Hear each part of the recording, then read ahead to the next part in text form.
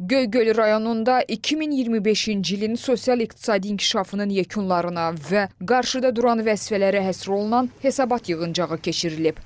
Tədbir iştirakçıları əvvəlcə ümummilli lider Heydər Əliyevin abidəsini ziyarət edib, önünə gül dəstələri düzüblər.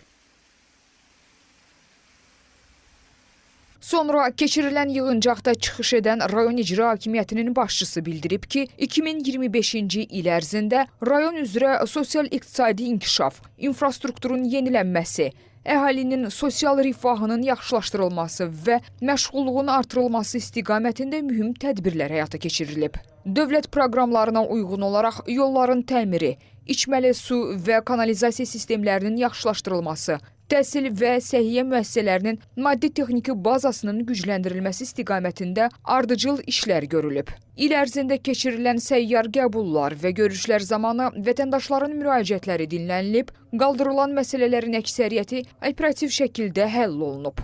Hesabat yığıncağında qarşıda duran vəzifələrdən də bəhs edilib. 2026-cı ildə rayonda sosial layihələrin genişləndirilməsi, sahibkarlığın inkişafına dəstəyin artırılması, yeni iş yerlərinin yaradılması, ətraf mühitin mühafizəsi və kommunal xidmətlərin keyfiyyətinin yüksəldilməsi əsas hədəflər kimi müəyyən edilib. Sonda bu ilin hədəflərini əks etdirən qərar qəbul olunaraq, toplantı iştirakçıları adından Prezident İlham Əliyevə ünvanlanan müraciət diqqətə çatdırılıb.